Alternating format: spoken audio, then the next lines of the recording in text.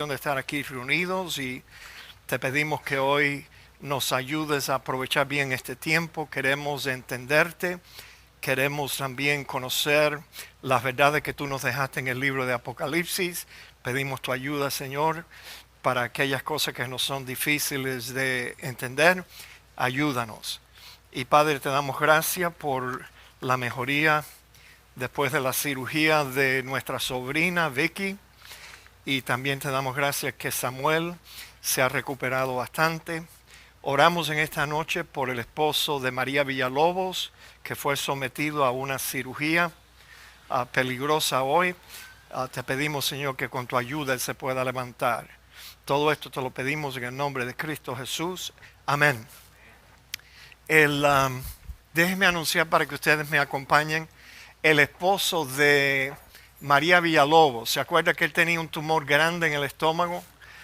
No pudieron esperar más y lo operaron hoy porque estaba debilitado y estaba sangrando el tumor adentro, entonces lo tuvieron que operar hoy. Pero no tengo más noticias de eso. Mañana en la mañana yo lo voy a ir a ver. Creo que él está allí en Aventura Hospital. Y entonces... Pero bueno, por otro lado, tenemos buena noticia acerca de nuestra sobrina Vicky Ruiz. Ella tuvo su cirugía. La calcificación que tenía en el cerebro no era muy profunda. Se la pudieron sacar del todo, yo creo. Y entonces se está recuperando en el hospital. Pero bueno, ella necesita otra cirugía después de esta, ¿verdad? Oh, she went home today. Ok, bueno, ya está en la casa. Ok, en 6 semanas, un follow-up CAT scan. Y ven acá, le dejaron el hueco ese en el cráneo. Yeah, I know. Right. Yeah.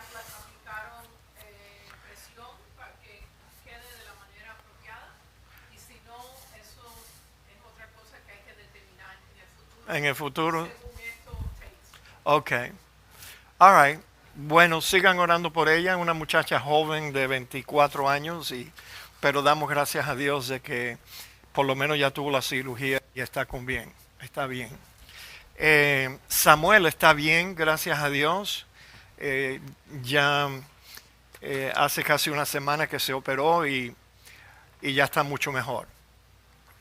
El domingo, bueno, mañana viene aquí a la iglesia para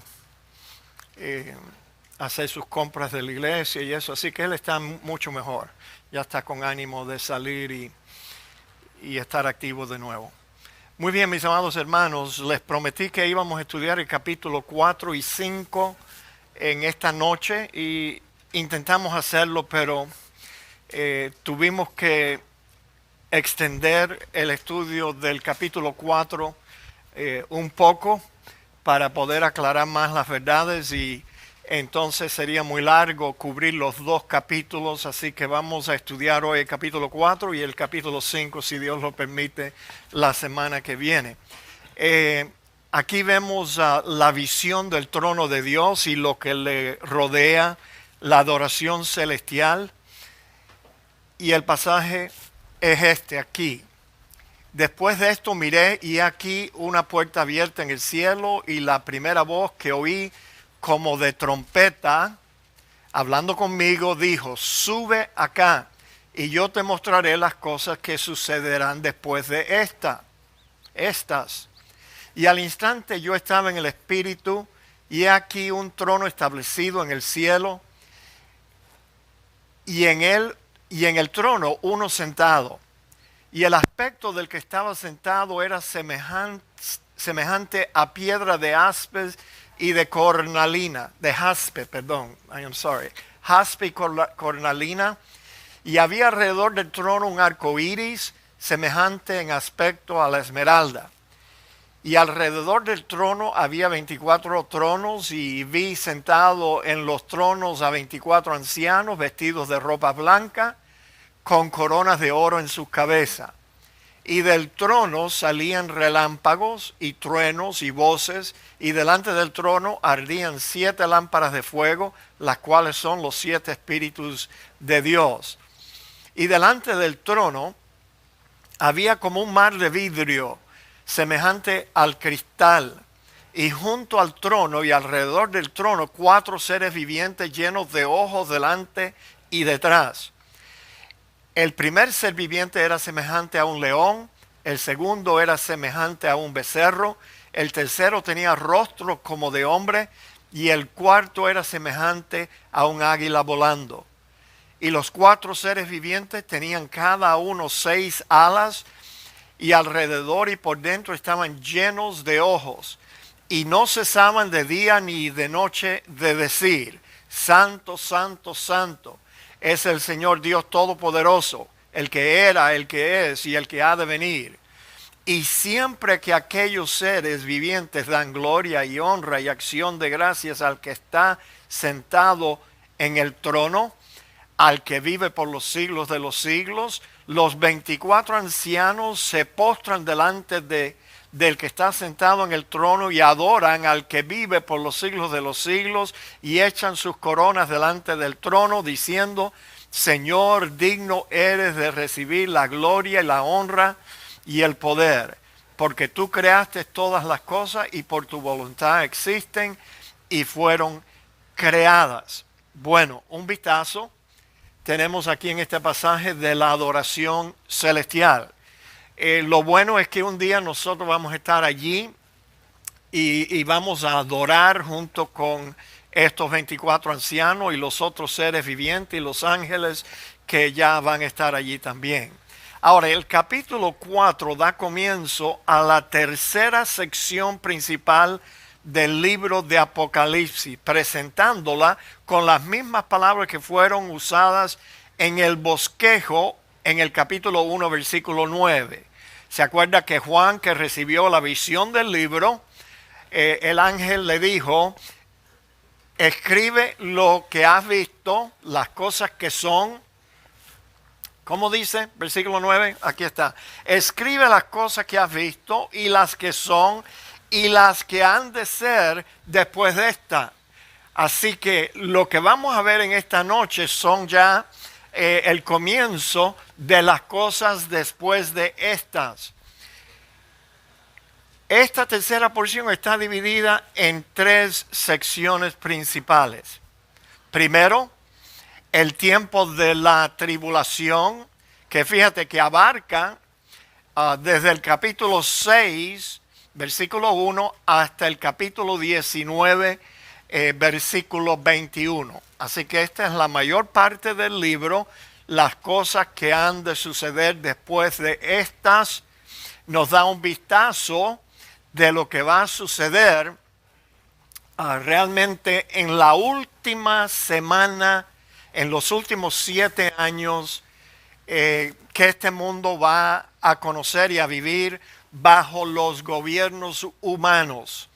Después de esos 7 años viene el reino físico, material de Cristo aquí en la tierra y el Señor va a estar gobernando las naciones. Y bueno, no vamos a tener que votar nunca más. Ya no hay votación. Va a ser una teocracia. Pero no como la que tienen teocracias en los países musulmanes, que es una teocracia mala. Tú sabes que ellos piensan que tienen que matar gente y cometer actos de terrorista en nombre de Alá. No, la teocracia de Jesucristo va a ser algo bien bueno. Es más, nosotros, muchos cristianos, hemos orado la oración del Padre Nuestro, la oración modelo, que bueno, ustedes ya saben que esa oración no es para repetirla y repetirla y repetirla, sino que fue un modelo de oración. Pero en esa oración el Señor nos mandó a orar: que venga tu reino, hágase tu voluntad aquí en la tierra como se hace en el cielo. Bueno, durante ese tiempo del reinado de Cristo se va a cumplir esa petición que, bueno, muchos cristianos han leído o han repetido o han pedido porque se va a hacer la voluntad de Dios aquí en la tierra como se hace en el cielo. Y eso va a ser algo bueno, señores. Ojalá nosotros tuviéramos la disposición de hacer la voluntad de Dios perfectamente aquí, ahora, en la Iglesia Bautista de North Miami, como se hace en el cielo. Fuéramos una iglesia mucho más feliz. Noten la segunda sección de las cosas que han de suceder después de esta, es precisamente lo que estaba hablándoles acerca del reinado de Cristo, que va a durar 1000 años. Ese reinado de Cristo aquí en 1000 años. Contrario a lo que los científicos piensan. A mí me interesa mucho la ciencia. Yo a veces escucho the Discovery Channel, the History Channel, y bueno, si yo tuviera otros canales parecidos, como el de National Geographic y todo eso, los científicos siempre han pensado que el mundo ha existido por millones de millones. Tú sabes, ya ellos no saben cuántos ceros ponerle a esos millones, millones y millones. Pero la realidad es que si trazamos por lo menos el tiempo que el hombre ha vivido sobre la tierra, los hombres, Adán el primero y Eva y después todos los descendientes de ellos, si trazamos todas esas descendencias, que se puede hacer, porque ahí están las descendencias desde Adán hasta Cristo. Y de Cristo para adelante nosotros sabemos que han pasado aproximadamente 2000 años. Así que el mundo realmente tiene unos 6000 años, el hombre sobre la tierra, 6000 años, nada más. Es más, yo oí una vez, déjame ver si no me equivoco, que desde Adán a Moisés pasaron 2000 años. Am I right? I hope que yo no me equivoque. Ayúdame, Vivian, que ya la memoria mía no está muy clara. Y de Moisés a Cristo, otros 2000 años más. Y entonces de Cristo hasta el presente, 2000 años. Entonces tenemos 6000 años, falta 1000 años más para completar el número 7, que es el número perfecto, 7000 años. Y entonces, pero podemos imaginarnos que teniendo a Cristo gobernando aquí en la tierra, esos últimos 1000 años van a ser más prósperos que los primeros 6. Porque desde que Caín levantó su mano contra su hermano Abel, este mundo no ha conocido otra cosa que guerras y más guerras, más guerras. Durante este tiempo, la Biblia dice que los hombres van a poder convertir, digamos, un tanque de guerra en un tractor para arar la tierra. Porque ya las naciones no se van a tener que preparar para la guerra. Qué tiempo más lindo de paz, un tiempo donde va a haber prosperidad, donde va a haber, y esto lo hablaremos más cuando lleguemos allí, donde va a haber una tierra nueva, renovada. El Señor va a quitar todo el daño que nosotros le hemos hecho a la creación de Dios en 6000 años. Y vamos a comenzar este milenio en una tierra nueva, un cielo también renovado. Y entonces va a ser un tiempo que yo creo que la humanidad va a repoblar la tierra después de toda la destrucción de la tribulación y de las guerras y todo lo demás, y de la ira de Dios también. Los hombres van a prosperar más en esos 1000 años de reinado de Cristo. Pues claro que sí. Yo me imagino que Dios quiere demostrar que si hubiéramos hecho las cosas como Dios había mandado desde el principio, hubiéramos prosperado mucho más y el mundo hubiera vivido en paz. Pero bueno, el asunto de la manzana que ya ustedes conocen y la caída en pecado y todo lo demás. Anyway, el milenio lo vamos a estudiar en el capítulo 20. Ahora, la condición eterna. Fíjate, 2 capítulos solamente, del capítulo 21 en adelante y hasta el 22, hasta el final del libro, y posiblemente sea menos capítulos que estos. La condición eterna. Tenemos muy poca información acerca de lo que va a pasar después del milenio. Pero no se preocupen, la promesa que Cristo nos hizo sigue siendo la misma y está vigente. Él nos prometió vida eterna, no vida por 1000 años nada más. Así que no se preocupen, nosotros vamos a continuar existiendo.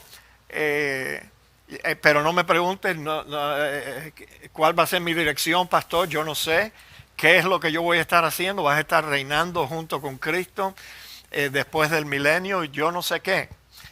Pero veremos eso, que es la tercera sección del libro. La verdad que el libro de Apocalipsis, tú sabes, después que leímos el pasaje esta noche y todas esas figuras ahí, la mayoría de los cristianos se desaniman, cierran el libro y dicen, no, ¿qué va? ¿Qué es eso de 4 seres vivientes y un mar de vidrio y un trono luminoso como piedra de jaspe y cornalina? ¿Qué va? Yo no entiendo eso, ni lo voy a entender. Cierran el libro y no lo estudian más. Pero ¿sabe qué?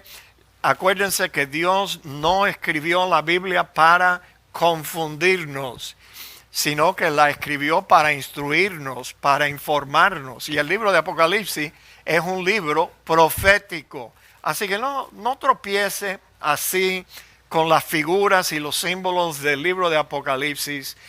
Yo creo que después de esta noche ustedes quizás van a poder entender que relativamente es fácil. Si nos dedicamos a estudiar el libro de Apocalipsis, como hemos estudiado el resto de la Biblia, de una forma literal, tomando en cuenta las figuras y los símbolos, pero una lectura literal. Los capítulos 4 y 5 constituyen un prólogo o un preludio de la sección completa que nos falta de estudiar en el libro de Apocalipsis. Fue necesario que a Juan se le permitiese echar un vistazo al trono de los cielos antes de contemplar los terribles juicios que se derramarían sobre la tierra. Claro que sí. Tú sabes, si Dios hubiera empezado en el capítulo 6 mostrándole a Juan toda esa destrucción, sin él primero haber visto que existe un Dios en el cielo, está sentado en su trono y Él es soberano, Él es adorado continuamente allí, uno pudiera pensar, oh Dios mío, este es el fin del mundo, se acabó todo. No se acabó todo. Dios está en control de todo lo que va a pasar. La palabra puerta solo se usa 4 veces en el libro de Apocalipsis. La primera vez en el capítulo 3:8, donde dice que hay una puerta de oportunidad de servicio para la iglesia de Filadelfia. ¿Se acuerda que ya estudiamos eso? Yo te he abierto una puerta abierta, era una oportunidad para que ellos pudieran servir. La segunda y tercera vez que se menciona la palabra puerta en el libro de Apocalipsis, en el capítulo 3:20. ¿Quién lo sabe de memoria? Apocalipsis 3:20. He aquí yo estoy a la puerta y llamo. Si alguno oye mi voz y me abre la puerta, entraré a él, cenaré con él y él conmigo. Así que allí aparece, creo, si no me equivoco, la palabra puerta 2 veces. Es la puerta del corazón que trae salvación y comunión con Dios. Yes. Y la última vez que se usa la palabra puerta, que a Juan se le abrió, que está aquí y se le permitió ser trasladado al cielo. Imagínate, Juan ya era un anciano y de buenas a primero él oyó esa voz y esa puerta abierta en el cielo y se le dijo, sube acá. Fíjate, después de esto miré y aquí una puerta abierta en el cielo. Y la primera voz que oí como de trompeta. ¿Se acuerdan que la figura que tuvimos de Jesucristo en el capítulo 1 y 2? Juan dijo que él había visto o había oído cuando él comenzó a recibir esta visión una voz como de trompeta que habló con él entre los 7 candelabros de oro. Bueno, la misma voz aquí de trompeta hablando conmigo y dijo, sube acá. Y yo te mostraré las cosas que sucederán después de esta. De nuevo Juan oyó una voz como de trompeta, que le dijo, sube acá. La palabra sube acá indica el traslado personal de Juan, el apóstol Juan, de la tierra al cielo. El hombre fue trasladado allá. No me preguntes cómo. Yo no sé si fue en un platillo volador como Elías, pero esa parte a nosotros no nos interesa. Nos interesa leer y entender literalmente que él estaba aquí en la tierra y en un momento fue trasladado en el espíritu al tercer cielo. Uy, ¿qué pasa? Ok. Ahora, muchos pretribulacionistas. Ahora, me hace falta que alguno de ustedes me diga quiénes son los pretribulacionistas. Una palabra larga, pero es fácil de interpretar. ¿Quiénes son los pretribulacionistas? Nereida, you want to take a crack at that?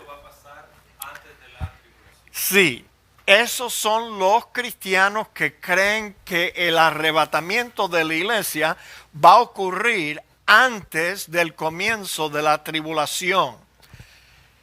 Como ya yo les he dicho a ustedes muchas veces, cuando yo comencé mi vida cristiana, eso fue lo que se me enseñó a mí y yo lo creí por muchos años. Así que yo fui uno de esos muchos pretribulacionistas. Ellos creen que el traslado de Juan al cielo, aquí en el capítulo 4, versículo 1, representa el arrebatamiento de la iglesia. Fíjate, yo sé que quizás algunos de ustedes han creído eso y lo siguen creyendo. Los pretribulacionistas dicen que después del mensaje a las iglesias en los capítulos 2 y 3, la iglesia desaparece del libro hasta el capítulo 19 cuando regresa con Cristo a la tierra. O sea, la iglesia regresa con Cristo a la tierra. Y bueno, esto en parte es verdad. La palabra iglesia no se encuentra después del capítulo 4 hasta el capítulo 19, creo que dijo allí, sí. Pero el asunto es que nosotros vamos a ver que los creyentes, los cristianos, los santos, sí se encuentran. ¿Y quiénes son los miembros de la iglesia? Los cristianos, señores. Los creyentes, los santos. Así que por el simple hecho de que no menciona la palabra iglesia, eso no quiere decir que la iglesia desaparece aquí como ellos dicen. Es más, los pretribulacionistas dicen que no hay mención de la iglesia desde el capítulo 4 hasta el capítulo 19. Vuelvo y repito para que se les quede grabado en la mente. La palabra iglesia no aparece, pero los cristianos sí aparecen muchas veces y lo vamos a ver en un segundo. Nosotros creemos que estas declaraciones, estas creencias de nuestros hermanos amados pretribulacionistas son totalmente incorrectas. Y yo abandoné esa idea hace 20 años, yo creo ya más o menos. Hace 20 años atrás. Tuve que hacerlo. Perdonen, esto es... tengo que skip over it again, I'm sorry. Ahora, las razones te voy a dar por qué no creemos que el traslado de Juan en el capítulo 4, versículo 1, representa el arrebatamiento de la iglesia. Y fíjate qué facilito podemos desechar la idea de que la iglesia es arrebatada en el capítulo 4, versículo 1. Fíjate, cuando Juan llega al cielo, está solo. No hay mención de una multitud de gente que, ante el trono que apareció allí así en un abrir y cerrar de ojos junto con él. Él llegó allá al cielo solo. Es más, el versículo que teníamos antes, deja ver si aparece de nuevo, está hablando de Juan. A Juan se le dijo, Juan, sube acá. Pero no se le dijo eso a más nadie. Si interpretamos literalmente el texto, ese traslado fue del apóstol Juan y no de toda la iglesia. Ahora, aquí es donde vemos un ejemplo de la interpretación literal de la Biblia con la interpretación alegórica.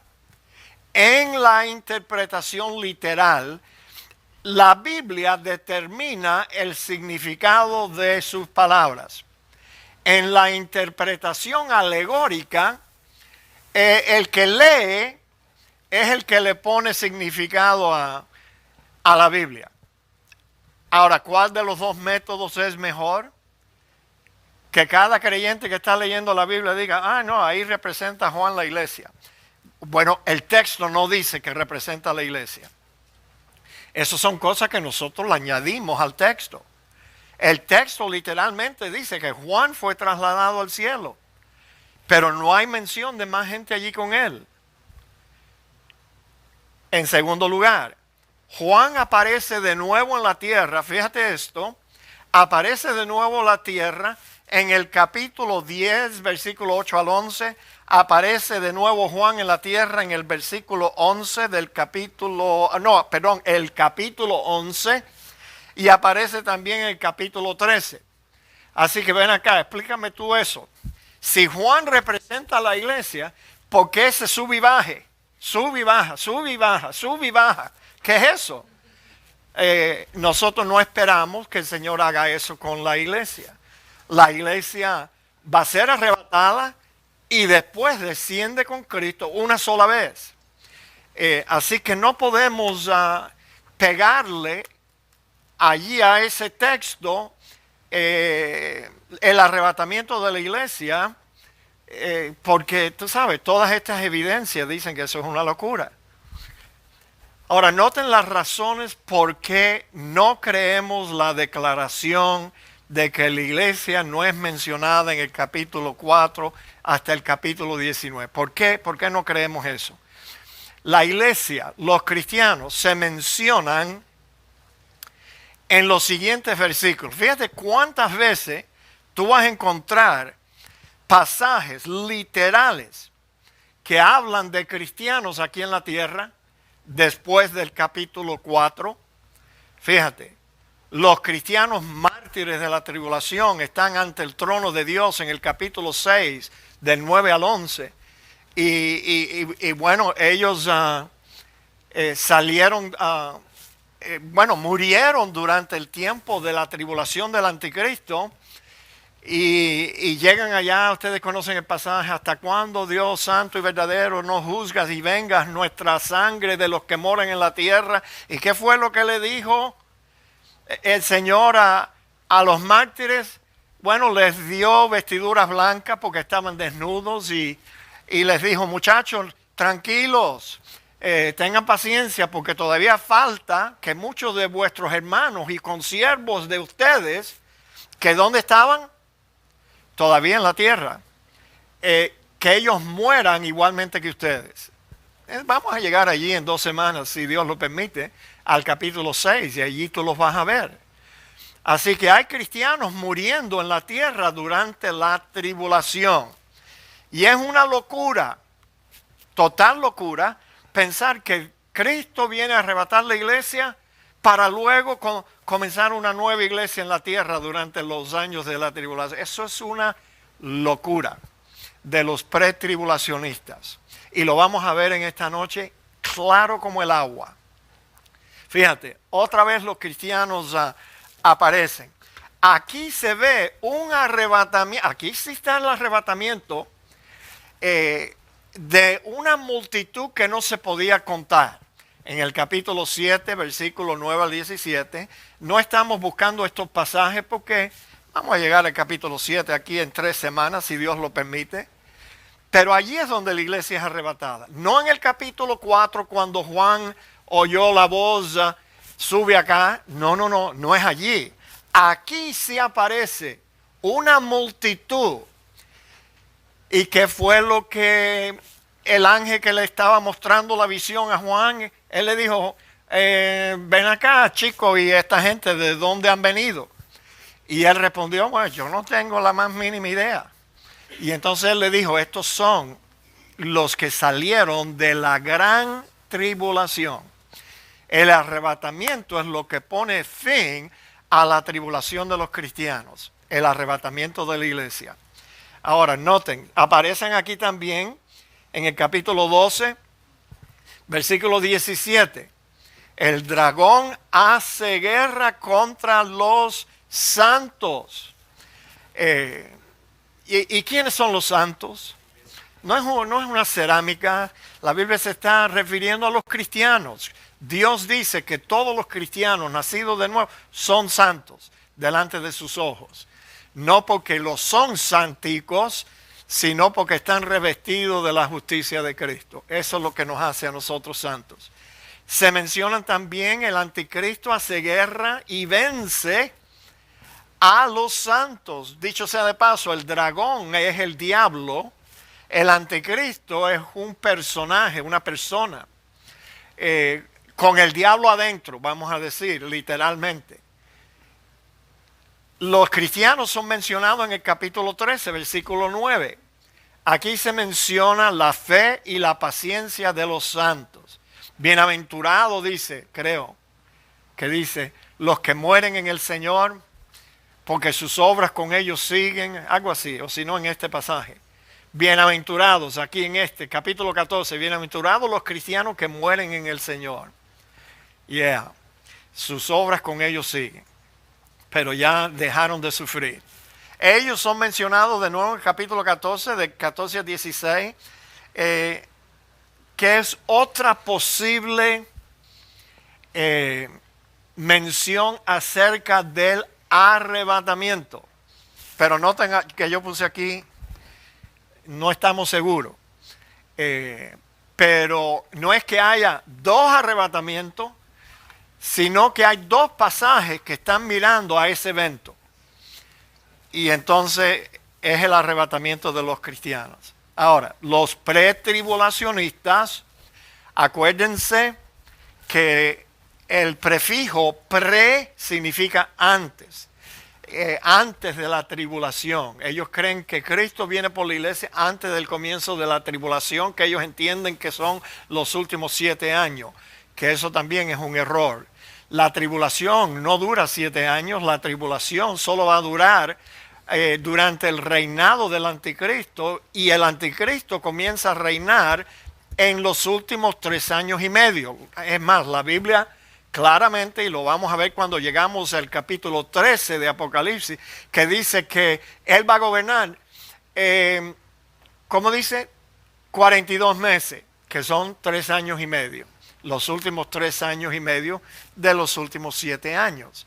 Ahora, los pretribulacionistas tratan de hacer una distinción entre los cristianos que pertenecen a la iglesia y los cristianos que sufren los ataques del anticristo durante la tribulación. Y te digo, mis amados hermanos, yo no sé cómo fue posible que por tantos años yo creí en esa locura. Eso es una locura. Que la iglesia ha sido prometida, señores, desde que Cristo comenzó a enseñar, que la iglesia iba a ser arrebatada. Y que luego los cristianos entiendan de que después que el Señor arrebata la iglesia, va a comenzar otra iglesia aquí en la tierra. Y que esos son los que van a sufrir la gran tribulación. Es que no concuerda, no pega ni con cola, mis amados hermanos. Y lo vamos a ver hasta más claro esta noche. Después del arrebatamiento, escuche bien, no va a haber más gente salva.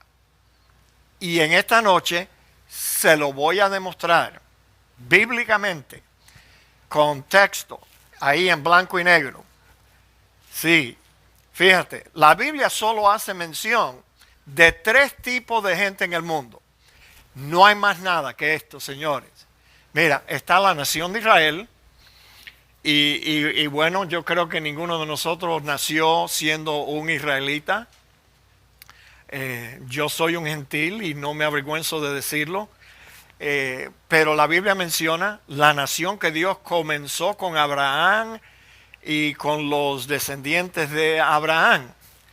La Biblia habla de la iglesia, que parte son judíos y parte son gentiles, que forman parte de la iglesia, más gentiles que judíos.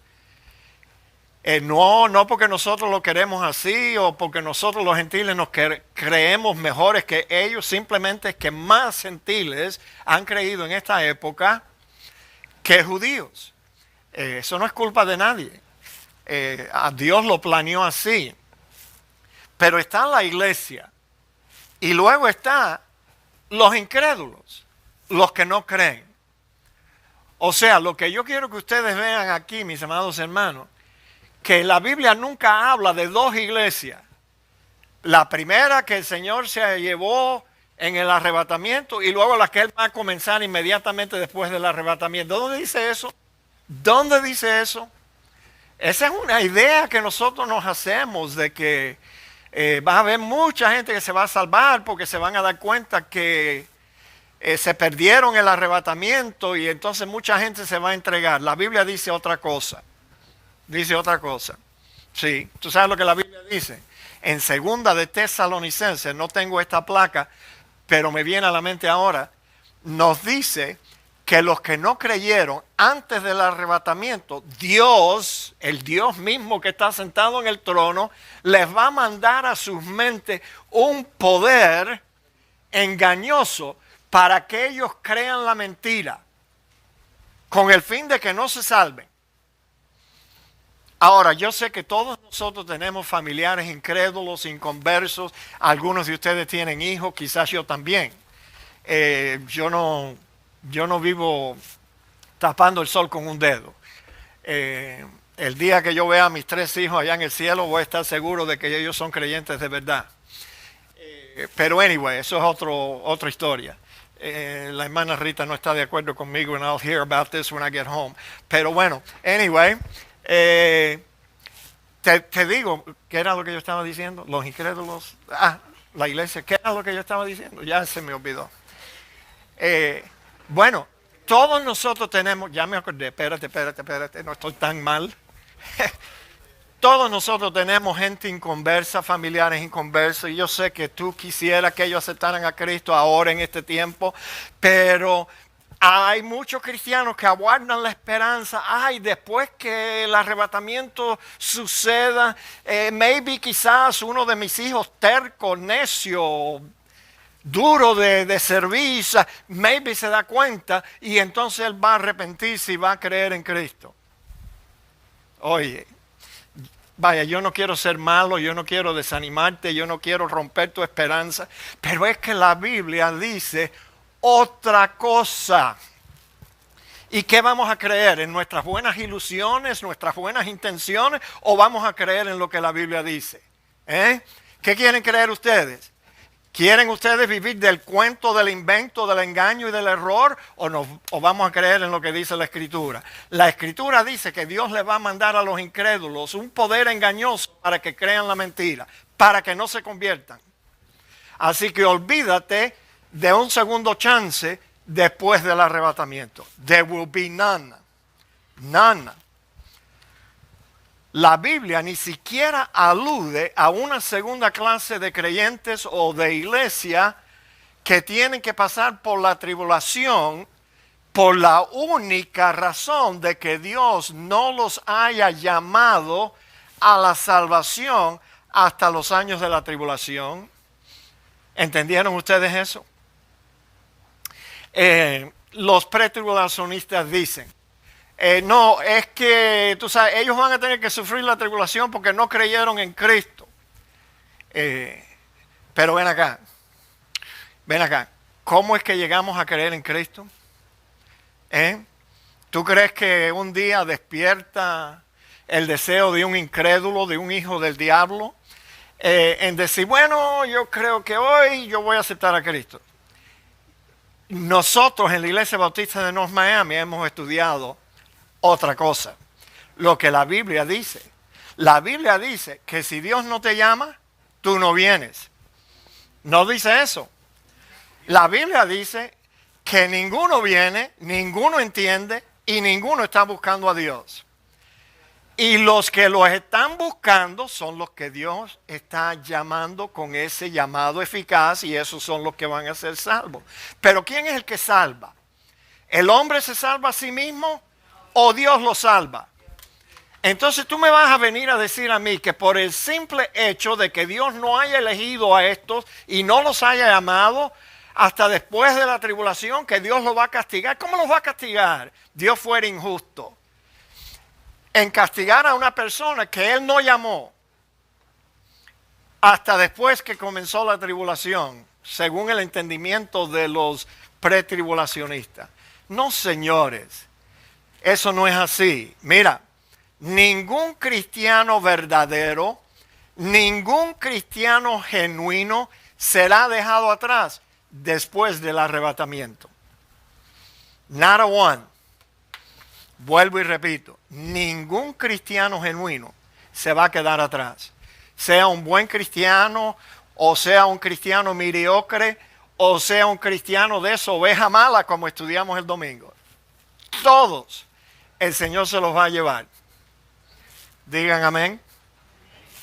Por tanto, es nuestra opinión que no habrán más gentiles salvados después del arrebatamiento.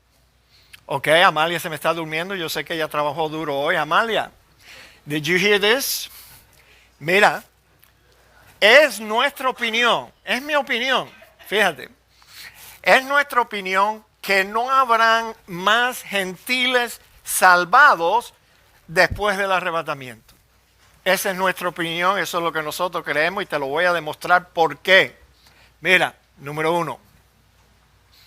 ¿Qué pasó? Bueno, se me olvidó que toda esta maraña solo hice yo y se me había olvidado que lo había hecho. Pero mira, los únicos que van a ser salvados después del arrebatamiento es un remanente de israelitas, o si tú quieres llamarle judíos, pero la palabra correcta es israelitas, hijos de Abraham, de todas las tribus, van a estar allí. Dios, los únicos que van a ser salvos son esos que Dios va a proteger, a sustentar en el desierto de Arabia, creo yo, durante la tribulación, y los va a salvar al final cuando Cristo regrese a la iglesia. Esos son las únicas gente que se van a salvar después del arrebatamiento. No more chance para más nadie. Solamente ellos. Y te lo voy a demostrar. Fíjate, esta no es una idea que yo inventé. Dice Apocalipsis, capítulo 12, versículo 12. Por lo cual alegraos cielos y los que moráis en ellos. Ay de los moradores de la tierra y del mar, porque el diablo ha descendido a vosotros con gran ira, sabiendo que tiene poco tiempo. Ahora, lo que está pasando aquí lo vamos a estudiar más a fondo cuando lleguemos al capítulo 12. El diablo es arrojado del cielo a la tierra. Yo sé que tú piensas, y mucha gente piensa, y hasta muchos cristianos piensan que el diablo está en el infierno. Pero él no está en el infierno, señores. El diablo está en el cielo. Delante de ahí del trono de Dios. ¿Y por qué él está allí? Bueno, porque Dios se lo ha permitido. ¿Y qué está haciendo él allí? Acusándote a ti y a mí todos los días. Sí, él está allí diciendo, ¿viste lo que hizo el pastorcito José hoy? ¿Viste lo que hizo? Y todo lo que ustedes hacen también. Él es nuestro acusador, diablos. Pero va a llegar este momento en que ya Dios le va a dar la orden al arcángel Miguel, échalo de aquí. Y entonces por eso está diciendo, alegraos cielo. Hoy que el cielo se alegre. ¿Tú sabes qué? Porque ya ese sinvergüenza no va a tener entrada allí más nunca. Pero dice, ay de los moradores de la tierra y del mar, porque el diablo ha descendido a vosotros con gran ira, sabiendo que tiene poco tiempo. Sí, sabe que le quedan 3 años y medio. Bueno, Y cuando vio el dragón que había sido arrojado a la tierra, persiguió a la mujer que había dado a luz al hijo varón. Bueno, si hubiéramos leído el comienzo del capítulo 12, allí es donde está esa mujer que dio a luz el hijo varón que va a regir a las naciones con vara de hierro. Esa mujer, mis amados hermanos, por favor entiendan, no es la Virgen María, sino que esa mujer representa a toda la nación de Israel. A toda la nación de Israel. De Israel vino Cristo, porque así lo quiso Dios. Es una lástima que Cristo no nació en Cuba, tú sabes, pero no, Él quiso que fuera un israelito nacido allí en Jerusalén, allí en Belén, y bueno, todo eso estaba profetizado así. Y entonces, ¿qué más? El hijo varón. Y se le dieron a la mujer las dos alas de la gran águila. No te preocupes por eso. ¿Qué será? ¿Un avión? Yo no sé. ¿Un airlift? Tú sabes, de C-131s de eso, que puede cargar mucha gente y yo no sé. No, realmente no me importa. Yo lo que sé es que esa mujer, esa nación, parte de ella va a huir al desierto. Y entonces para que volase de delante de la serpiente al desierto, a su lugar donde es sustentada por un tiempo y tiempos, 2 tiempos, y ahí hay 3, y la mitad de un tiempo, o sea, 3 años y medio. 3 años, esa es otra forma. Hay 3 formas que la Biblia habla de esto, los 42 meses, tiempos y mitad de tiempo, 3 años y medio. Entonces, y la serpiente, fíjate, lo primero que ella hace es que ella viene con ira y lo que quiere hacer es destruir a la nación de Israel. Que ella, el diablo le tiene un odio a esa nación, un odio. Y bueno, hay muchas naciones en el mundo actual que todavía odian la nación de Israel. Entonces llega aquí, lo primero que hace es atacar la nación de Israel. No toda la nación, pero la que no quiso adorar el anticristo, la que no quiso tomar su marca, la que no quiso adorarlo a él como Dios. Y entonces él la persigue y arrojó agua de su boca, esta es una figura, tras la mujer. Agua como un río para que fuese arrastrada por el río. Pero la tierra ayudó a la mujer. No fue la tierra, señores. Fue el Dios que está sentado en el trono. Abrió su boca la tierra y tragó el río que el dragón había echado de su boca. Entonces el dragón se llenó de ira, más ira todavía contra la mujer. Tú sabes.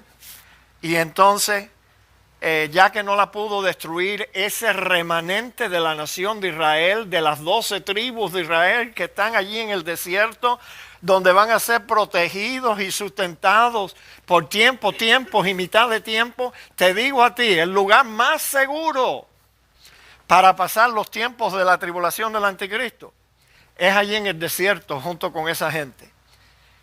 El único problema es que ellos no te van a admitir estar allí con ellos. Porque probablemente esos son ultra, ¿cómo le llaman? Ayúdenme. Los judíos esos que ortodoxos. Ellos son los ultra ortodoxos. Tú tratas con esta allí, esa gente te pela. Te matan a piedras. Pero anyway, para ellos va a ser el lugar más seguro. Porque Dios los va a proteger y los va a sustentar. En el desierto, un burujón de gente. ¿Cómo los va a sustentar en el desierto? Bueno, para nosotros eso es una tarea imposible, pero ya Dios demostró por 40 años que Él pudo sustentar a esa gente mientras que daban vuelta y vuelta y vuelta en el desierto por 40 años. Yo me imagino que les va a llover maná del cielo y Dios les va a dar agua de las piedras. Y los va a proteger contra todos sus enemigos. Porque Dios quiere preservar a esa gente allí. Pero fíjate lo que pasa después. Se llena de ira contra esa mujer porque no la pudo destruir. Y se fue a hacer guerra contra el resto de la descendencia de ella. Noten cómo los describe. Fíjate la descendencia de esa mujer. Los que guardan los mandamientos de Dios y tienen el testimonio de Jesucristo. ¿Quiénes son esos señores? Los cristianos. No son los judíos. Los judíos que no salieron huyendo, no creen ni en la luz eléctrica. Y ellos van a recibir al anticristo. Y van a creer que el anticristo es su Mesías. Pero los cristianos, él va a hacer guerra contra la descendencia de esa mujer. Esto no quiere decir que usted es un israelita y yo soy un israelita, pero espiritualmente nosotros, Dios nos dio tener la misma fe que tuvo nuestro padre Abraham, el padre de la fe. Nosotros somos los que guardamos los mandamientos de Dios, no los judíos. Y tienen el testimonio de Jesucristo. Sin lugar a duda, eso no es los judíos. Ellos detestan a Jesucristo, no lo han creído en Él, ni quieren creer en Él. Entonces, te voy a dar unas cuantas razones, 2 yo creo, por qué no habrá salvación después del arrebatamiento. Por favor, ahora sí que te ruego, escucha con atención, mira las razones que te voy a dar. Después del arrebatamiento, el propósito y plan de Dios cambia. De salvar al pecador a castigar a los que no creyeron. Eso es no se puede contestar. Incuestionable. No hay argumento para ese cambio, porque la Biblia habla de ello. Oye, ¿tú quieres ser salvo? Acepta a Cristo hoy como tu Salvador personal. Hay salvación, hay gracia, hay misericordia, hay amor de Dios. Acéptalo ahora. Pero después que Dios saca a su pueblo, a los hijos de Dios, a la iglesia, el propósito de Dios cambia. Ya Él no quiere salvar a los incrédulos, lo que quiere es reventarlos con su ira. Los quiere destruir. Entonces, ¿cómo nosotros vamos a pensar que durante el tiempo después del arrebatamiento, el Señor Jesucristo todavía va a estar salvando gente, formando otra iglesia aquí en la tierra? Eso es ludicrous, una locura. Es imposible, porque el plan de Dios cambia. Ya Dios no está en el modo de salvar al pecador, sino que lo quiere castigar a los que no creyeron. Te voy a mostrar un pasaje. Aquí está, para comprobarte que esto no es que el pastor Pereda, mira qué malo es, no quiere que nadie se salve después de la arrebatamiento. No, ¿qué rayos tengo yo que ver con esto? Eso es lo que la Biblia dice. Fíjate lo que dice. Esto es demostración del justo juicio de Dios, para que seáis tenidos por dignos del reino de Dios, por el cual asimismo padecéis. Porque es justo delante de Dios pagar con tribulación a los que os atribulan. Esta es una de 2 veces en el Nuevo Testamento en que la palabra tribulación se refiere a los incrédulos.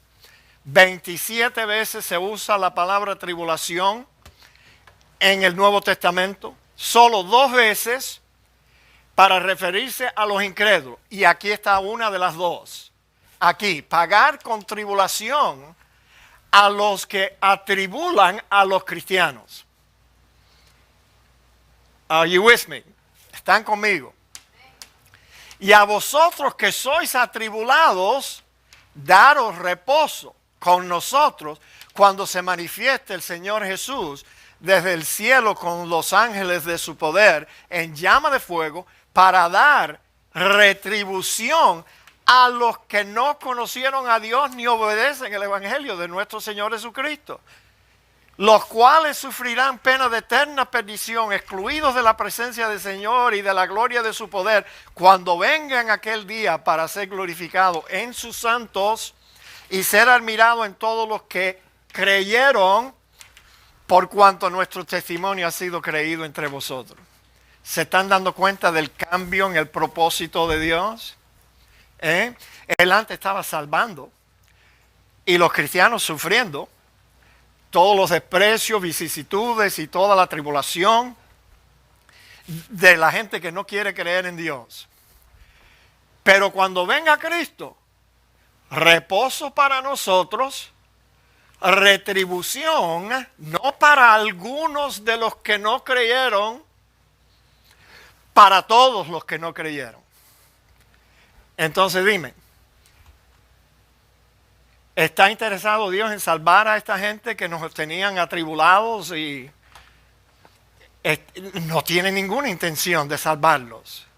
Su intención después del arrebatamiento es castigarlos. Así que, vuelvo y repito, si tú como yo tienes familiares incrédulos, inconversos y que no han querido ser salvos, bueno, lo único que nos queda a nosotros hacer es orar duro por ellos, para que Dios los convenza, Dios los quebrante, Dios los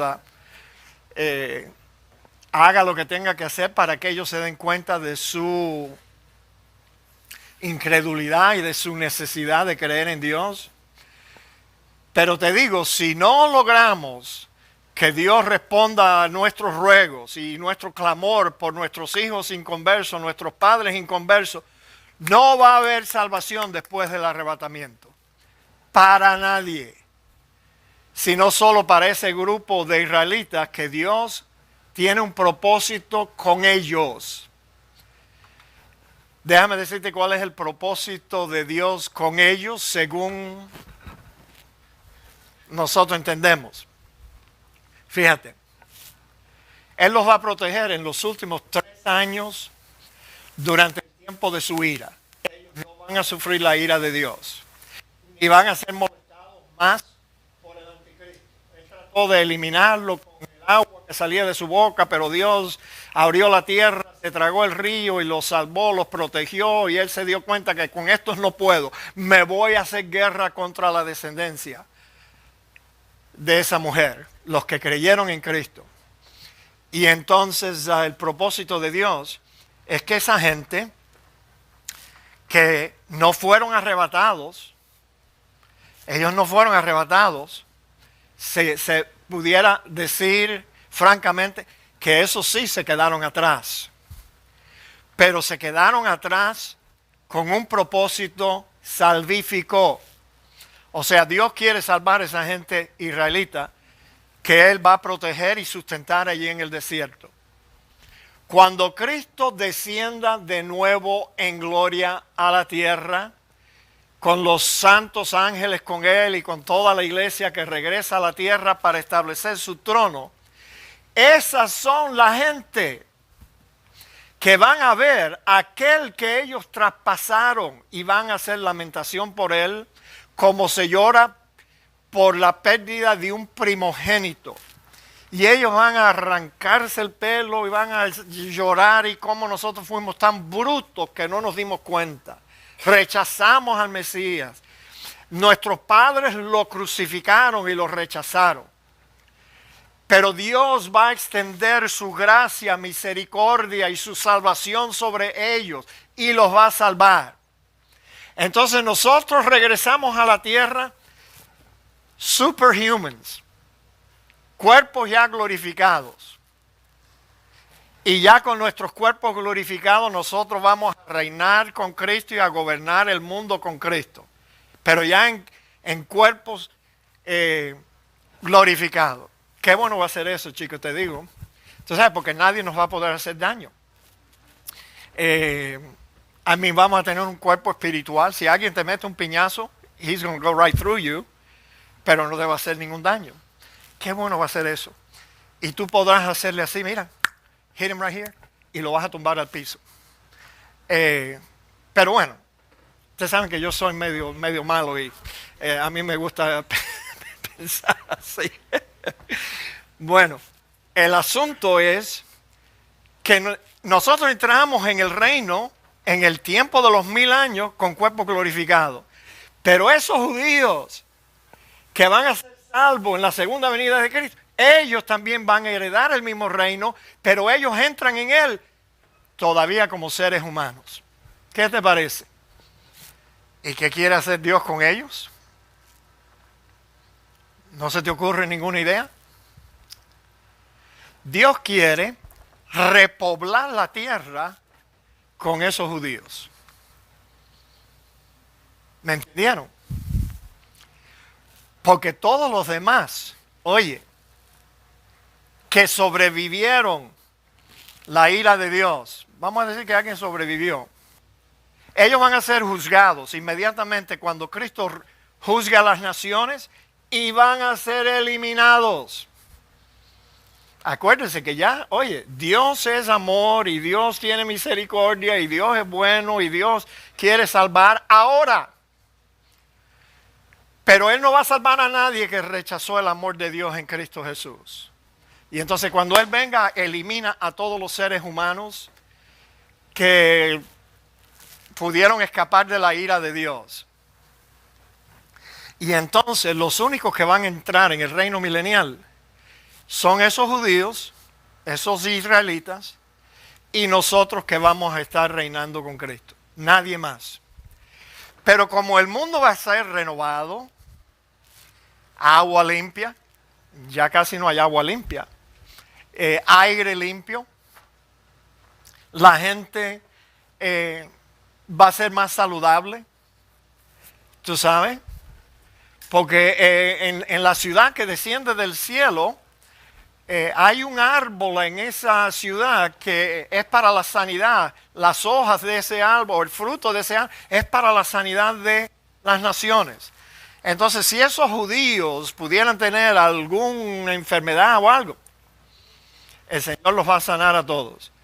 Entonces, yo me imagino que esas mujeres judías y sus esposos van a empezar engendrando hijos.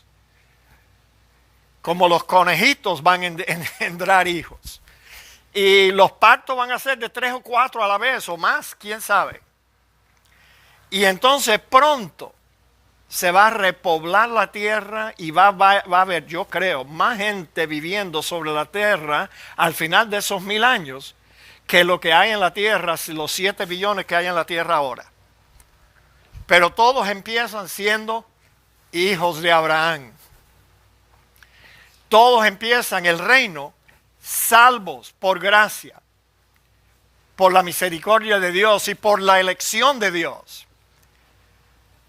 La soberanía de Dios. Todo el mundo que entra en el reino entra siendo salvo. Algunos entran en sus cuerpos humanos, otros entran cuerpos glorificados. Pregunta hasta ahora. Aquí está la segunda razón. ¿Por qué no habrá salvación después del arrebatamiento para los gentiles? Sino solo para ese grupo de judíos allí en el desierto. Perdón, ¿ese ruido soy yo? Sí. Perdónenme, hermanos. Esa es una de mis ovejitas fastidiosas, pero bueno, hay que tener paciencia con ellos. Bueno, fíjate. Después del arrebatamiento de la iglesia, el enfoque de Dios ya no es salvar a los gentiles, sino es de lidiar con Israel. Ese va a ser su propósito, su plan. Y entonces, fíjate cómo podemos ver ese plan de Dios de lidiar solo con israelitas y no con gentiles. Los 144,000 que van a ser sellados inmediatamente después del arrebatamiento de la iglesia son israelitas de las 12 tribus de Israel. O sea, Él va a sellar 144,000 israelitas, que no son los testigos de Jehová, ni mucho menos. Entonces, de las 12 tribus, y ahí te lo dice, de la tribu de este, y de la tribu de 12,000 de este, y 12,000, y 12,000, y 12,000. Entonces aquí podemos ver el enfoque de Dios ahora, después del arrebatamiento, es que Él quiere lidiar. Ahora, los pretribulacionistas son los que creen que Dios va a tomar estos 144,000, que Él va a salvar y sellar y los va a enviar como evangelistas por todo el mundo para empezar una nueva iglesia. Pero la Biblia no dice eso. ¿Por qué fue que Él escogió 12,000 de cada tribu israelitas? ¿Por qué no escogió, aunque sea 12,000 cubanos? O 12,000 puertorriqueños, o 12,000 hondureños. ¿Por qué tuvo que escoger solo israelitas? Porque el enfoque, oye, no hay persona mejor para hablar con un israelita de Cristo que otro israelita. ¿No es verdad que sí? Uno que ya sabe todo el rigmarole de eso, de su religión y todos los errores de su religión. No existe mejor persona para ganar a otro judío que un israelita. Por eso todos son israelitas. Ahora, la Biblia nunca dice que ellos van a tener éxito. Ellos van a predicar. Pero más bien estos 144,000 van a jugar el papel junto con los 2 testigos que jugó Juan el Bautista en el primer advenimiento de Cristo, que ellos van a preparar el camino y van a tratar de convencer a los israelitas que ellos deben de aceptar a Cristo como su Mesías. Todos son, los 144,000 son judíos, y luego van a aparecer en esos últimos 3 años y medio 2 testigos, y no van a aparecer aquí en Miami ni en ninguna otra ciudad del occidente, sino que ellos van a estar profetizando. Y los 2 testigos se cree que es Moisés y Elías. Los mismos 2 que aparecieron en el monte de la transfiguración, cuando Cristo se transfiguró con su cuerpo de gloria delante de los discípulos, los apóstoles, y comenzó a hablar con Moisés y Elías allí. Esos son los 2 testigos. Y ¿fue Moisés israelita? Well, you can't get more israelita que Moisés, yo creo. Elías fue miembro de la familia de Israel, también. Entonces ahí se ve el propósito de Dios, que ahora cambia. Ya Dios no está interesado en salvar a gentiles, sino preparar a Israel para que se arrepienta. Ahora, yo creo que solamente los judíos en el desierto van a ser salvos. Si esta gente salva a algunos que viven por el mundo, eso es otra cosa. Pero yo lo dudo. Yo lo dudo. Ahora, noten, la tercera razón por qué no habrá salvación después del arrebatamiento es que el tiempo de los gentiles se acabó en el arrebatamiento. Fíjense en esto, mis amados hermanos. Esto es interesante. Vean los siguientes 3 versículos, 3 o 4 o 5 versículos. Mira, porque yo añadí otros más. Mira, en Lucas, ¿se acuerdan de este evento cuando el anciano Simeón estuvo en el templo? He aquí había en Jerusalén un hombre llamado Simeón, y este hombre justo, piadoso, esperaba la consolación de Israel, y el Espíritu Santo estaba sobre él. O sea, un verdadero israelita, un verdadero creyente, y le había sido revelado por el Espíritu Santo que no vería la muerte antes que viese al ungido del Señor, o sea, al Mesías. Y movido por el Espíritu vino al templo, y cuando los padres del niño Jesús lo trajeron al templo para hacer por él conforme al rito de la ley, o sea, circuncidarlo y presentarlo a Dios, él le tomó en sus brazos y bendijo a Dios diciendo: ahora, Señor, despide a tu siervo en paz conforme a tu palabra, porque han visto mis ojos tu salvación, la cual has preparado en presencia de todos los pueblos, luz para revelación a los gentiles y gloria de tu pueblo Israel. O sea, Jesucristo vino al mundo no solamente por la gloria del pueblo de Israel, pero para servir de luz a las naciones gentiles. La puerta abierta para los gentiles. En Mateo capítulo 12, 15, 21, que Cristo fue la que la abrió. Sabiendo esto, Jesús se apartó de allí. Ya él era un hombre y estaba en su ministerio público. Y le siguió mucha gente y sanaba todo y les encargaba rigurosamente que no le descubriesen para que se cumpliese lo dicho por el profeta Isaías cuando dijo: he aquí mi siervo a quien he escogido, mi amado, en quien se agrada mi alma. Pondré mi espíritu sobre él y a los gentiles anunciará juicio. No contenderá ni voceará, ni nadie oirá en las calles su voz. La caña cascada no quebrará y el pábilo que humea no apagará, hasta que saque de victoria el juicio, y en su nombre esperarán ¿quién? Los gentiles. No hay ninguna duda que la intención de Dios cuando Cristo vino al mundo no era solamente salvar a algunos entre el pueblo de Israel, pero para abrirle la puerta a los gentiles para que ellos creyeran en Él. Sigan conmigo, la puerta todavía está abierta. Pasando luego por Pisidia, vinieron a Panfilia y habiendo predicado la palabra en Perge, descendieron a Talía. De allí navegaron a Antioquía, desde donde habían sido encomendados a la gracia de Dios para la obra que habían cumplido. O sea, este era Pablo en su primer gira misionera cuando regresó a Antioquía, y habiendo llegado y reunido a la iglesia, refirieron cuán grandes cosas había hecho Dios con ellos y cómo había abierto la puerta de la fe a los gentiles. Ellos estaban maravillados. Tú sabes que entraban en una ciudad, se salvaban 2 o 3 israelitas, 2 o 3 judíos, pero la mayoría de la gente que se salvaban eran los gentiles, y se quedaron allí mucho tiempo con los discípulos.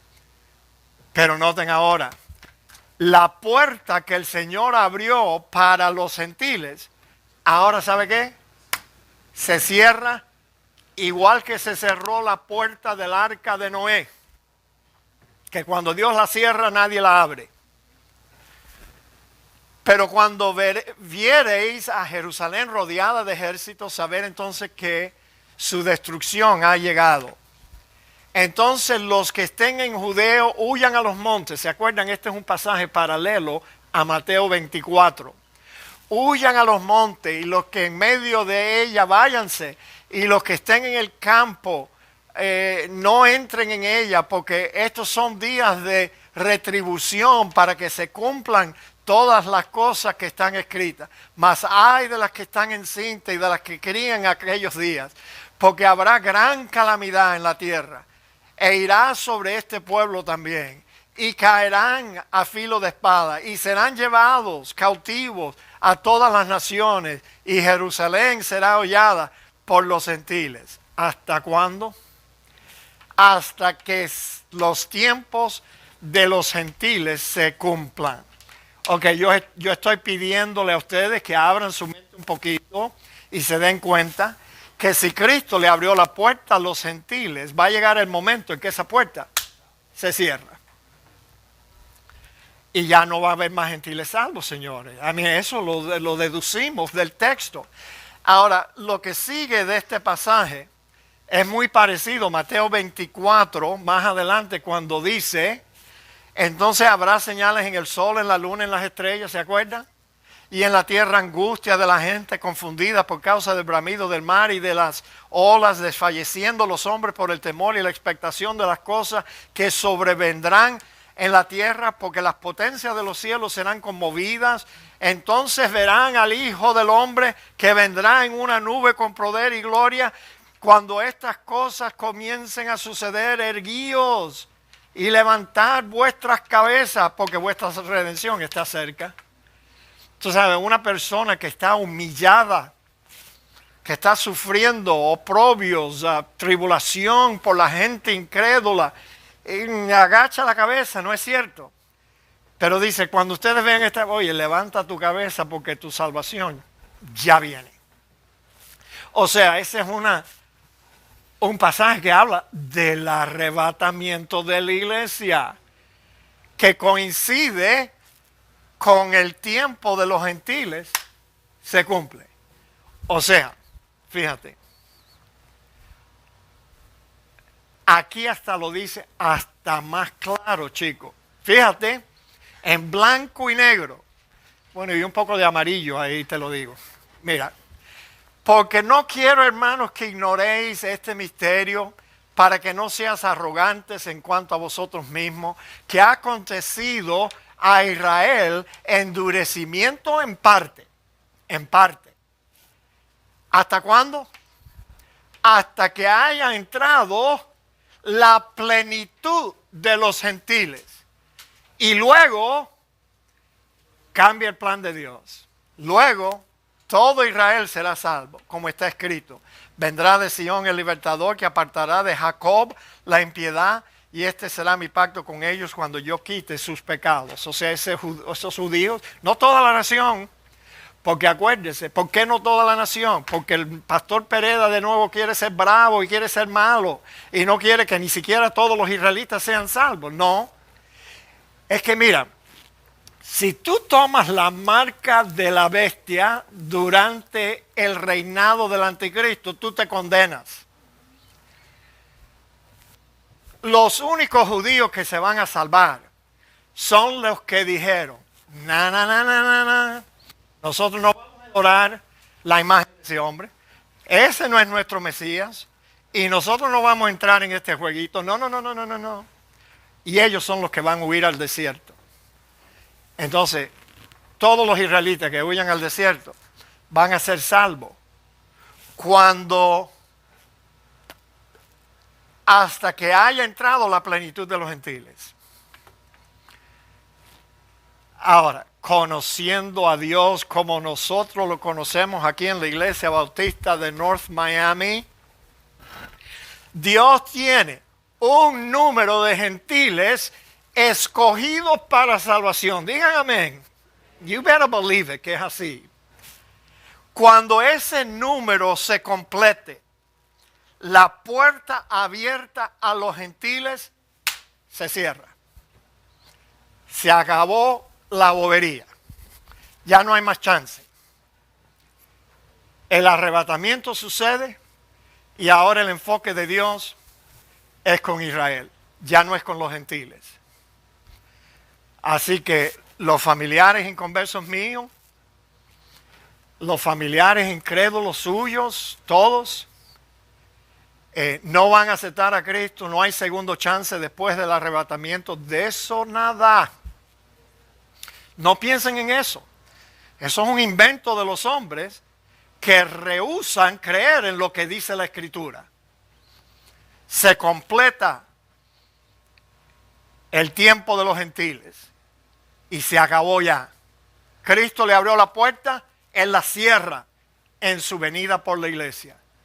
Se los lleva para el cielo y lo que queda son los incrédulos que Él quiere reventar, quiere destruirlos, quiere matarlos, quiere acabar con ellos. Se acabaron los huevos de la yuca, sí. Todos se mueren. A mí, ¿tú crees que Dios es malo? Chico, por eso la Biblia dice, hoy es el tiempo aceptable. Hoy es el día de salvación. Acéptalo ahora. Y vas a ser salvo. Pero si tú quieres esperar, déjame ver, yo voy a esperar a ver si estos cristianos que están hablando del arrebatamiento ya por siglos y nunca ha sucedido, pero yo voy a esperar después del arrebatamiento y luego me voy a arrodillar y me voy a presignar y voy a aceptar a Cristo como mi Salvador personal. Baloney, no cuentes con eso. Cuando Dios cierra la puerta de salvación, no hay quien la abra, no hay quien la va a querer abrir. Entonces, cuando haya entrado la plenitud de los gentiles, ocurre el arrebatamiento y la puerta de salvación de los gentiles se cierra. Dígame, ¿Los convencí ya o no? ¿Los convencí? María, no, que no te oigo decir amén. ¿Te convencí o no te convencí? Janet, ¿o vas a seguir creyendo en la luna de Valencia? ¿No? Wallace, es así.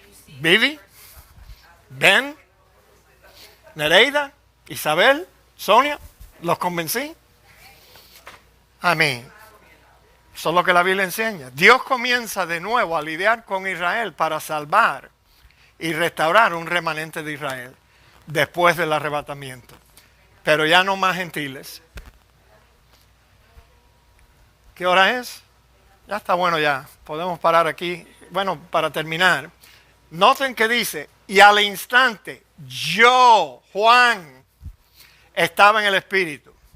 Y aquí un trono establecido en el cielo y en el trono uno sentado. A través de todo el libro de Apocalipsis hay mención de 4 veces que Juan estuvo en el Espíritu. La primera vez fue en el comienzo del Apocalipsis, en el 1:10, cuando el Señor se le reveló a Juan. La segunda vez, precisamente ahora, aquí en el capítulo 4, versículo 2, cuando Juan fue invitado para subir al cielo y desde allí mirar el futuro. La tercera vez fue cuando el Señor le mostró el juicio sobre la gran ramera, la que según veremos más adelante es la iglesia. Perdonen que yo sea la persona que te diga, es la iglesia romana. La cuarta vez fue cuando el Señor le mostró la nueva Jerusalén en todo su esplendor. Aquí Él fue llevado a un monte alto para ver la ciudad descendiendo del cielo. La persona que estaba en el trono, el aspecto del que estaba sentado en el trono era semejante a piedra de jaspe y de cornalina. Fíjate, y los 4 seres vivientes, ¿dónde está jaspe con las piedras? Bueno, quizás aparecen ahora. Y los 4 seres vivientes tenían cada uno 6 alas. Fíjate para eso. Seres vivientes. Noten que no les llama ángeles propiamente. Si son ángeles, yo lo dudo, porque dice que son 4 seres vivientes. En cambio, cuando la Biblia habla de los ángeles, habla de millones y millones de ángeles. En cambio, estos 4 seres vivientes que están alrededor del trono son 4. Pero fíjate qué aspecto tienen. Estaban llenos de ojos y no cesaban día y noche de decir, santo, santo, santo es Dios, Señor Todopoderoso, el que era, el que es y el que ha de venir. ¿Por qué le fue tan difícil describir el que estaba sentado en el trono? Bueno, en primer lugar, porque Dios se encuentra cubierto de luz como de vestidura. O sea, su vestidura es brillante como la luz. En el Salmo 104 dice, bendice alma mía Jehová, Jehová Dios mío, mucho te has engrandecido, te has vestido de gloria y de magnificencia. El que se cubre de luz, ¿te das cuenta? Dios se cubre de luz como de vestidura, que extiende los cielos como una cortina. En segundo lugar, ¿por qué le fue difícil describir el que estaba sentado en el trono? Bueno, porque no hay vocabulario humano ni imágenes mediante las cuales se pudiera revelar la imagen divina. Tú sabes, en Isaías 46:5, Dios dijo, ¿a quién me asemejáis y me igualáis y me comparáis para que seamos semejantes? ¿Qué hay en este mundo, señores, que nosotros pudiéramos decir, Dios se parece a Juan Tejeda?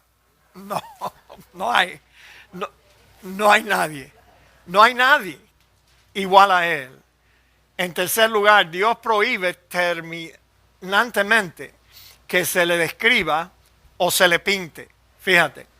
Guardad pues mucho vuestras almas, pues ninguna figura visteis el día que Jehová habló con vosotros de en medio del fuego, para que no os corrompáis y hagáis para vosotros escultura, imagen de figura alguna, o efigie de varón o hembra, figura de animal alguno, o que está en la tierra, figura de ave alguna.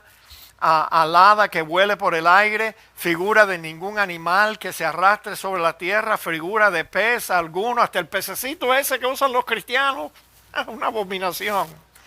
Figura de pez alguno que hay en el agua debajo de la tierra. Dios dice, no, ustedes no me pueden comparar a mí nada, así que paren de tratar de hacer una imagen que me represente a mí. Ahora, si Dios hubiera permitido que Juan le viera con más detalles, alguien todavía estuviera por ahí en la calle 8 vendiendo imágenes de Dios, ¿no es cierto? Ahí González, el tipo ese que tiene una fábrica ahí de venta de imágenes. A Juan solo pudo comparar el resplandor de la gloria de Dios con el resplandor de dos piedras preciosas, jaspe y cornalina. El jaspe es una piedra clara y brillante, diáfana como el cristal, simboliza la pureza y la santidad de Dios. Y la cornalina es roja y simboliza la ira de Dios. Ahora, y había alrededor del trono un arco iris. ¿Se están dando cuenta? El arco iris alrededor del trono. Y hoy en día, los homosexuales utilizan el arco iris para representar la vida loca que ellos llevan. ¿No es cierto? El diablo siempre toma algo bueno, algo que Dios hizo, algo que Dios creó y lo malogran. Así que yo te sugiero, si tú tienes un arco iris porque tú piensas que es bonito, lo tienes pegado atrás en tu carro, por favor, quítalo, porque solamente la gente homosexual, ellos quieren representar su estilo de vida con un arco iris, semejante aspecto a la esmeralda verde. La palabra traducida arco iris puede significar un arco parcial o completo, como una aureola solar. Alrededor del trono había 24 tronos, ya casi estamos terminando, y vi sentados en los tronos a 24 ancianos. Fíjate, 24 ancianos, vestidos de ropas blancas, con coronas de oro en sus cabezas.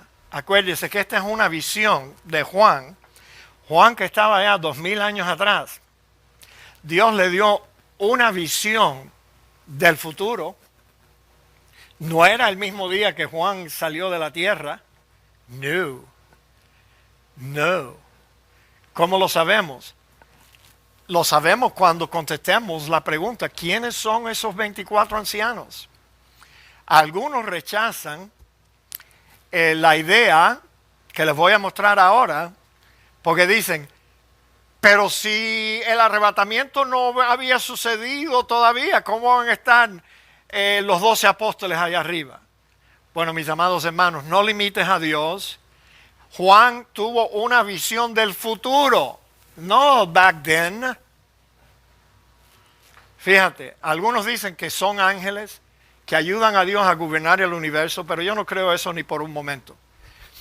Pero no pueden ser ángeles porque los ángeles nunca han estado sentados en tronos, ni coronados, ni tampoco podrían ellos cantar el cántico de los redimidos como lo hacen estos en el capítulo 5, versículo 8 de Apocalipsis. No, esos ancianos no son ángeles. Es posible, esta es la idea más factible, es posible que estos 24 ancianos sean los 12 patriarcas de las 12 tribus de Israel, representando así a los santos del Antiguo Testamento, y los 12 apóstoles del Cordero representando a los santos del Nuevo Testamento. 12 patriarcas y los 12 apóstoles. De nuevo, si tú me preguntas, ¿y cómo estaban esa gente allí si el arrebatamiento no había ocurrido? Acuérdate, esta es una visión que Juan vio del futuro. Y entonces, nótese la descripción de la nueva ciudad en Jerusalén. Tenía un muro grande y alto con 12 puertas, y en las puertas 12 ángeles y nombres inscritos que son los de las 12 tribus de los hijos de Israel. La ciudad, Nueva Jerusalén, que desciende del cielo, tiene 12 puertas y ahí están los nombres de las 12 tribus de Israel. al oriente 3 puertas, al norte 3 puertas, al sur 3 puertas, al occidente 3 puertas. Y el muro de la ciudad tenía 12 cimientos. Y sobre esto los 12 nombres, noten, 12 caballeros, 12. Yo dudo que tú vas a encontrar ahí el nombre de Guillermo Maldonado, porque el apóstol no es. No lo es, ni nadie lo es. Son 12 apóstoles del Cordero y los nombres de ellos van a estar en los escalones. Y yo veré encontrar el nombre de Pablo en uno de esos escalones, si no yo voy a ser el primero en protestar. Si me meten a Matías allí, yo voy a decir, Señor, pero ¿qué hay Matías? Matías no hizo nada. No. 12 patriarcas, 12 apóstoles. Y del trono salían relámpagos y truenos y voces, y delante del trono ardían 7 lámparas de fuego, las cuales son los 7 espíritus de Dios, la plenitud del Espíritu Santo. El Apocalipsis es un libro del trono. Fíjese, la palabra se usa, trono, 45 veces en el libro de Apocalipsis, en comparación con el resto del Nuevo Testamento, en el que solo se encuentra 15 veces. Apocalipsis es el libro del trono. Y delante del trono había un mar de vidrio. Qué cosa más linda. Imagínate, un mar de vidrio semejante al cristal. ¿Qué representa este mar de vidrio? Qué sé yo. Pero podemos leer el pasaje. El pasaje está aquí. Vi también como un mar de vidrio. O sea, no era un mar de vidrio. Era como un mar de vidrio mezclado con fuego. Y los que habían alcanzado la victoria sobre la bestia y su imagen y su marca y el número de su nombre, en pie sobre el mar de vidrio, con las arpas de Dios, y cantan el cántico de Moisés, siervo de Dios, y el cántico del Cordero, diciendo: grandes y maravillosas son tus obras, Señor Dios Todopoderoso. Justos y verdaderos son tus caminos, Rey de los santos. ¿Quién no te temerá, oh Señor, y glorificará tu nombre? Pues solo tú eres santo. Por lo cual todas las naciones vendrán y te adorarán, porque tus juicios se han manifestado. Los 4 seres vivientes, uno era semejante al león, otro a un becerro, a otro semejante a hombre, a otro a un águila. Tú sabes, lo importante para nosotros es ver que esos 4 seres vivientes fueron creados por Dios para que ellos alabaran a Dios día y noche, continuamente y para siempre. ¿Por qué? No porque Dios sea un egomaniaco como Donald Trump, sino porque Él se lo merece. Que sus criaturas le alaben y le adoren. Los 24 ancianos se postran delante de que está sentado en el trono y adoran al que vive por los siglos de los siglos, y echan sus coronas delante del trono diciendo: Señor, digno eres de recibir la gloria y el honor y el poder, porque tú creaste todas las cosas y por tu voluntad existen y fueron creadas. ¿No se alegra usted esta noche de que yo no incluí el capítulo 5 del Apocalipsis? Estuvieron aquí.